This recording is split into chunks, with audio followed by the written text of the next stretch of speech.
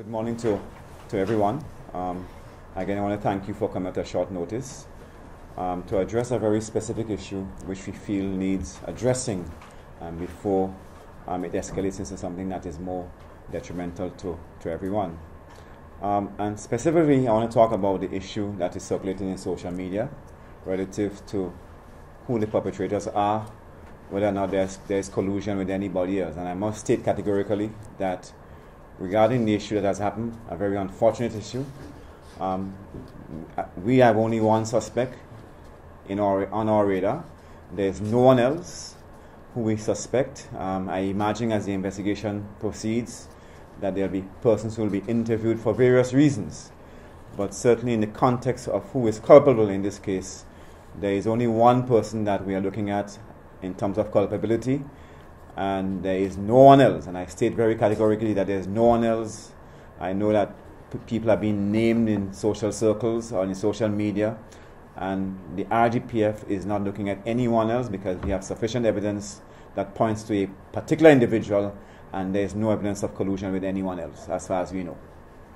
So I think I want to use this opportunity to clarify this and to ensure that good sense prevail and that persons do not take proceedings into their hand and they're not driven by emotions, but certainly moving forward in a very level-headed and very mature way to ensure that the process and the system will work effectively, and to allow the process and the system to work effectively, and not encourage any other kinds of behavior that could be detrimental to ourselves as a people. So this is essentially what I wanted to say. I thought it's important that the message come directly from the Office of Commissioner, so that people clearly understand where we stand in this matter, and certainly to clarify all of the stories and things that are circulated in social media relative to this very unfortunate incident. I do not know whether or not you have any further questions for me at this time, but I'll be happy to take questions that are not related to the matter at hand, because we cannot discuss, as you very well know, any matter that is before the court in terms of specifics, but certainly issues that surround, in a general sense, the issue of crime, the issues of sexual violence and so forth. We'll be quite happy to explore those avenues, certainly in the context that we now are. Okay. I can just ask? Yeah. Normally when certain incidents, crimes happen, we also get the autopsy report. Is it possible that you can say what the autopsy is the cause of death, and whether or not the accused walked in or he was found and searched out? This is a case where he walked in and killed himself, or is it a case where he has to be sought? Okay. Mike. The mic. In terms of the Hold on, sir. Lots of phones. And you could just answer yourself so the cameras get Okay. All right. As Superintendent McIntyre alluded, I'm Oli Dunbar, head of CID. In terms of the autopsy report, we have not received an official report as yet. However, we have gotten preliminary information that we are able to work with, but we have not gotten the official report as yet from the pathologist. I'm still awaiting that. The accused man, our investigation led us to his residence, so he did not walk in. What does the preliminary report state? I would not wish to disclose this at this moment. The accused surrendered. The accused did not surrender. We went to his residence. Our investigation took us to his place of residence. Just for curiosity, was there a such party the Thursday? The incident occurred on Friday. Was there a such party on the day of the incident or the morning? Just for clarification. The morning of the incident. I believe the matter was reported late. The night. Into the night. Yeah, okay. Yeah, because that was my other question. At what point in time was she reported missing? So she was reported missing late on Friday. On Friday night. Friday evening. My question is somewhat a bit for clarification. You mentioned a bit about social media. What do you say to those who may not understand? Like, explain what really is the role of the RGPF in situations like these? Well, okay, musical mics, okay. The RGPF role, as expressed in law, is the prevention and detection of crimes, which means that we have an obligation to prevent certain types of crimes which we can prevent, and also to investigate matters that have occurred with a view to bringing those matters to the court for resolution. So fundamentally, that is the role of the RGPF. As you very well know, our philosophy over the years have been shifting to more prevention, where we can make inroads in that regard, and that is why we emphasize heavily on our community policing philosophy, which makes a transition from traditional law enforcement, where we seek to address the consequences of crime and look to have an effect on impact on the causes of crime and those crimes that are rooted in the communities. So that is the distinction in terms of where our philosophy has transitioned over the years in terms of from the traditional model to the new and improved model of trying to prevent things from happening as they do. So in this regard, our role purely is to, if a report has been made, to investigate it, to find the evidence, to seek the evidence, and to bring the matter to the court, and the court to determine from there what are the necessary measures or sanctions, if you will, in that respect. Is the police satisfied that its sensitization efforts have been yielding results? Is there anything metric? The police is only one component of a much broader spectrum of issues that has to be addressed. Law enforcement is only one aspect of it. I think coming out of this very unfortunate situation, and to me, certainly in my opinion, what has happened, very unfortunate over the weekend, is a consequence of a much more deeply embedded problem within our societies. And that has to do with the male psyche, the way we have been cultured as a people in terms of what it means to be a man, and the whole aspect of violence, and a range of factors. And unless we address these fundamental issues that are deeply entrenched within our culture, I think the fact we'll see more consequences of that in terms of violence against women, violence against each other, and violence within the society.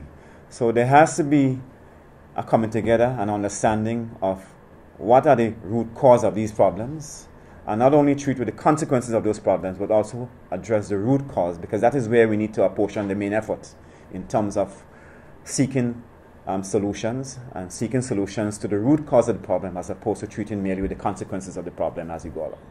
Let me just ask for clarity's sake. Is the person accused was part of the system? Did he have charges previously involving other incidents? Oliver? Yes, the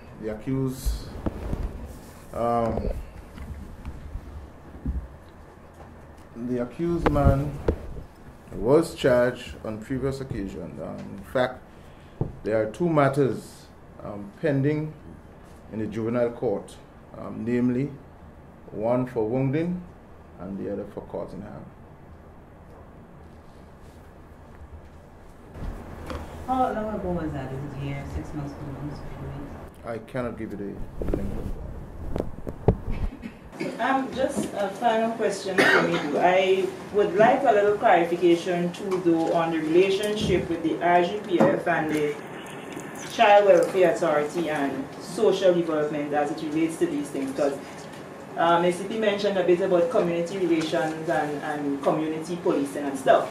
Now, I just want to stray a little bit just to get to the point. The releases that comes for missing children and young people issue, we would get it, and then we would understand that the person has been found. But you get no other information to know if you still look out in Morris or if you still look out in Dabo. Everything falls down after the release comes back to say that child has been found. So how does the general public assist in ensuring that children are kept in safety when you don't know who to look for because you don't get the info after? Well, what I think you're asking is whether or not, in terms of closure of a particular event, that message cascades down to the media in terms of further clarification. from where I sit, I would think that it happens. Because if we issue a bulletin indicating that someone has found, then that's fair indication that there is no further interest in the matter, and the matter has concluded. Yeah, but where have they been from? So suppose I relax him on Mars and his next do this trend doesn't happen. How I know what the fact here is that not every incident of a child gone missing is for nefarious reasons.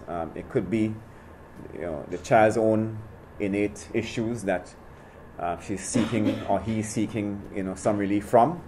And certainly in every instance, the RGPF and the system will indicate the level of priority that we should give to that particular event relative to whether or not the person has been found and the conditions under which they have been found. And not everything we can divulge to the media. Of course, when you're dealing with juveniles, you have to be very guarded in the kind of information that you put out in the public domain, because of the fact that it has very serious knock-on emotional effects in people's minds. So it's trying to balance those realities in terms of understanding what needs to happen, what support we can elicit from the general public, and how do we bridge that gap in terms of ensuring that we do what is appropriate in the context to resolve a particular issue or event. So for the purposes of reporting, can you please emphasize the judicial process as far as protecting perhaps a minor and also protecting an accused perpetrator? Because yesterday, outside the court, individuals were practically calling for this man's head on a chopping block. And that is the point of this press briefing. It is to appeal for calm, to ensure that people know that the system is working to resolve this issue in whatever way that it needs to be resolved. The police have concluded or in the process of going through their remit, and I expect when it reaches to other stakeholders, the court and other stakeholders, they will also have their part to play in resolving this particular issue. We want to refrain from vigilantism because of the fact that this has serious knock-on effects within the communities, and to ensure that we do what is appropriate in a very level-headed and very mature way in terms of resolving this issue. Yes, what has happened is very, very, very unfortunate. It speaks to the aspect of human nature that is very barbaric, very reprehensible, but at the same time, we cannot respond in kind in that manner. And we have to ensure that as mature individuals, as a mature state, as a mature country, that we move forward in good sense and allow good sense to prevail to ensure that instances like this are not repeated in the future, and that we put the necessary mechanisms in place and understanding where those risks are in terms of mitigating those potential risks into the future, but at the same time have a very level-headed approach, a very mature approach to this issue in terms of resolution. Has any mechanism been activated for the protection of any witnesses who've come forward in this case? Well, again, we can't speak to the specifics of this case. So whatever measures that need to be in place for witness protection and so forth, be assured that they are in place in that context. Okay, I can just a follow-up on this question, right? Prisoners have a right to, can you just educate us about some of those rights of prisoners? Let's not talk about Well, prisoners are the reasons. well, prisoners are persons who are detained, right? Generally, yeah. Okay, if you're speaking in terms of the case in the subject that we are dealing with, this particular case is governed by the juvenile ordinance, and in regards to juveniles, there are rules and regulations lead down to govern investigations as it relates to juvenile, and also in regards to publishing information as it regards to juveniles. So we have to be guarded and work within the limits of the law in dealing with juvenile cases. So for instance, no name has been mentioned. Investigation, what is happening in the investigation has not been divulged to the public. We can't do that. That's what the law entails. And in regards to making sure that the investigation is not prejudiced. We cannot divulge certain things, and social media, the issues that were in the WhatsApp text and voice notes that were going out, they can prejudice the investigation, and that's what we are concerned about. Potential jury fields. Right. And in 1974, laws of Grenada in regards to indictable offenses and preliminary investigation clearly states that any case that is before the court, any case that is being investigated, indictable offenses should not be published. Only formal information should be published, but the nitty-gritty or how the investigation is going should not be published. And when it comes to juveniles, they have to be protected. 5 years ago, a juvenile was somebody under 16, today it's under 18, so that's where we are. Okay, One. I think that Have your side here. I was asking, how many parties makes up the juvenile audience? What ordinance? Is it like mixed up of the Child Protection Authority? Yeah, juvenile justice. So can you outline how many parties are involved? Just for fun. The Juvenile Justice Act is the laws, the juvenile ordinance, the law governing juvenile cases, what the police is supposed to be doing, what the social services is supposed to be doing, Child Welfare Association is supposed to be doing. That's what it encompasses. And even sentencing and alternate punishment for juveniles. So it's an act that speaks to how enforcement and law enforcement and the range of partners deal with juvenile offenders, and it includes the police, social services, child welfare authorities, and so forth. And they each have a role in some way and in certain contexts as to what they do, what they can do. But it's a specific act that deals with how we treat with persons under 18 years of age, as distinct in the past where it was under 16, now it's under 18, relative to the new changes in the law. Good morning, gentlemen. Ken Rebichis Digital Media. An autopsy report was ordered to determine the cause of death of Ariel Bola. Are you in receipt of that report to date? If so, what does it say? I think I already mentioned that. We have not received the report officially as yet. We only have preliminary information for us as investigators to work with. So we are still awaiting the official report of the autopsy from the pathologist. Okay.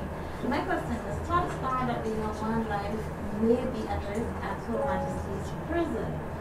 What measures are put in place to protect him? Well, that's a matter for the prison authorities. There's a distinction between policing and the prison. We have advised the prison commissioner to take certain measures, and we feel fairly assured that he will put those measures in place. I have a general question. On social media, a couple of people have been asking questions. Two things that I mean.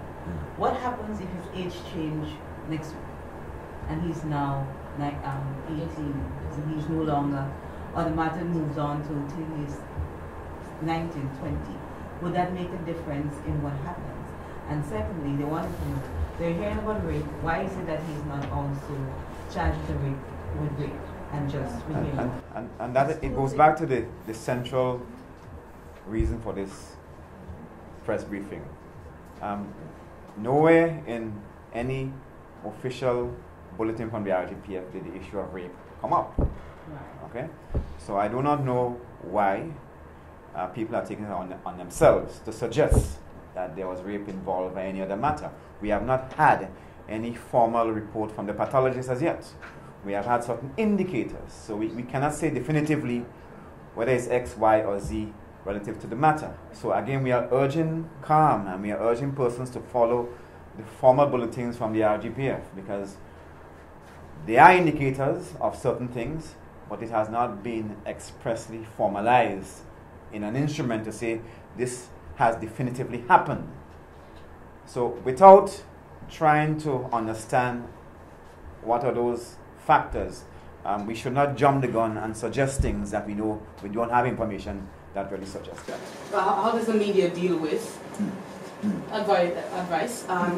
Perhaps the mother, because I spoke to the mother, and she did tell me that she witnessed the autopsy and that her child was raped. That is the information that she provided to me.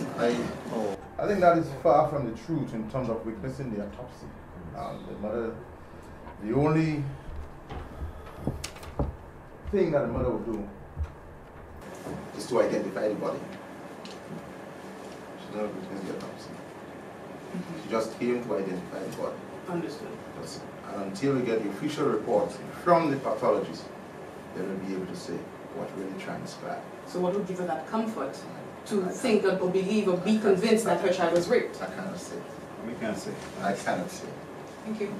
So can I just ask a question, because we're speaking prison and whatever? I just want to have some clarification, because crime is crime. Yeah. I'm getting some reports that there was an inmate that may have received a stab wound yesterday at the prison and died. We don't know of that. Again, as another I know. another I of don't those think that's things. Okay. If it was true, the have been police would be informed. Final question from me. I spoke to many frequent-year residents who were talking about how this young man has been a menace to the community. What was his status? You mentioned he was, there were some pending cases. What was his status of his freedom?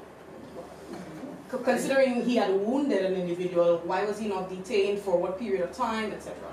I cannot give much information about this. All I can say that he was charged previously and As a juvenile. As a juvenile. And we treat juveniles in a different manner. Exactly. Okay. So he would have been on bail for the matter. I cannot. Even as a juvenile, I there could have cannot. been. So he would have been officially on bail as a juvenile. I don't have that information whether, because as the deputy said, dealing with juveniles, we have the act to follow. So there's certain procedure that we must follow. So I cannot give information whether it is a bail or whether some other alternative measures. Because look, it's let me just explain.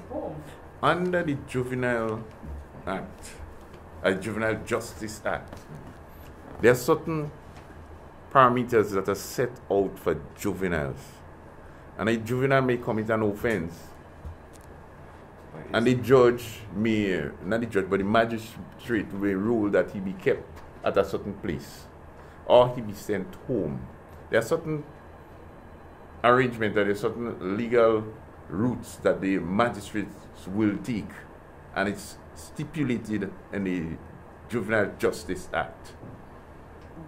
So we cannot tell, we wouldn't be able to tell you basically, look, he was placed on bail, he was sent to Baccalaureate home, he was sent to SSU as, alternative housing, or whether he was sent to Coast Guard. So in the absence of that information, can we say that you are registering concern with this sort of mechanism, whereby we have an individual, a minor, who was charged for wounding, yet he was walking the streets in his community, able to commit this crime?